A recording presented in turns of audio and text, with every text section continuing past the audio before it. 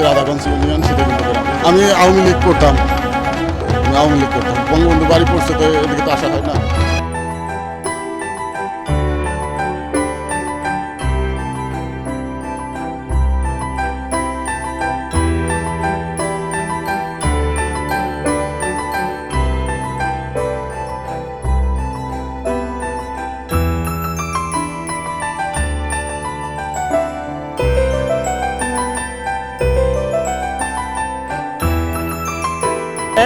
বৈষম্য বিরোধী ছাত্র আন্দোলনের ব্যানারে ৩৬শে জুলাই অর্থাৎ ৫ই আগস্ট আমাদের একটি বিপ্লব সংগঠিত হয়, গণমানুষের বিপ্লব, ছাত্র জনতার বিপ্লব।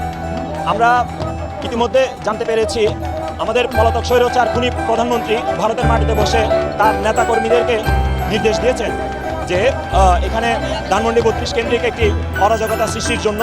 তো যার কারণে আমাদের যে গণবিপ্লব সেটি যাতে প্রতি বিপ্লবে রূপান্তর না হয়, আমাদের বিপ্লব যেন ব্যাহত না হয়, সেই জন্য মূলত হচ্ছে আমরা এখানে প্রহরা দিয়েছি। শুধু আওয়ামী লীগ, ছাত্রলীগ আর যুবলীগকে প্রতিহত করা, কারণ এখন শক্তি বসে নাই, এটা বিজয় দিবস।